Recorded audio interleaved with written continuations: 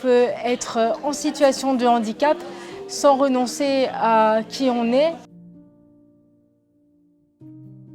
Je suis Gabrielle, la présidente du Labo Indigo, qui est une association qui a été fondée en novembre 2022, qui a pour but d'en découdre avec la mode standardisée en organisant notamment des défilés. Alors on va par exemple retoucher des vêtements déjà existants pour les adapter à des spécificités en fonction des personnes qui viennent nous voir, ou alors on va créer de nouveaux vêtements en fonction de la morphologie et des besoins de la personne si elle est en situation de handicap. Moi je fais par exemple 1m45 et la plupart des vêtements c'est pour des mannequins de 1m70, donc je me retrouve avec des pantalons qui ont une marge de tissu comme ça.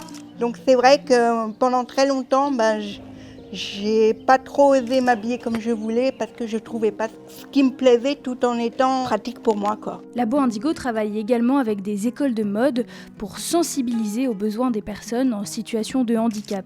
C'est une pièce qui s'adresse à Fiona.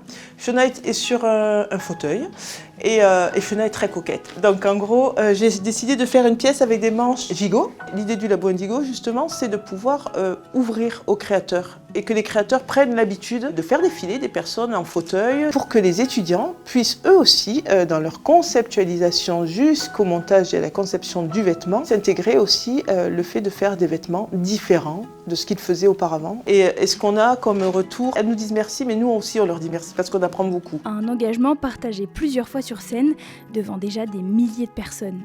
Je vous rappelle qu'il ne faut pas que vous soyez trop dur avec vous-même, d'accord? On va faire un bon défilé. Alors aujourd'hui, il va y avoir tous les mannequins qui seront présents lors de l'événement, qui vont avoir une répétition sur les postures qu'ils doivent avoir, comment ils doivent marcher ou comment ils doivent rouler.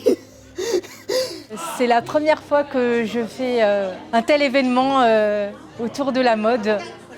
Et je suis particulièrement excitée par ce projet. Je me suis dit que ça allait peut-être aussi me donner une autre connaissance de moi-même, me réapproprier mon corps aussi d'une autre façon. Et c'est un peu militant parce qu'on voit quand même peu de personnes en fauteuil roulant sur des podiums. Ceux qui sont en fauteuil, s'il y a des poses que vous ne pouvez pas faire, vous le dites. Il ne faut pas qu'elles soient douloureuses et il ne faut pas non plus que vous vous sentez mal à l'aise. Qu'est-ce que ça vous apporte? De la confiance en soi, des amis, sentir qu'on est utile, quoi. Avoir une bonne image de soi, être intégré dans la société.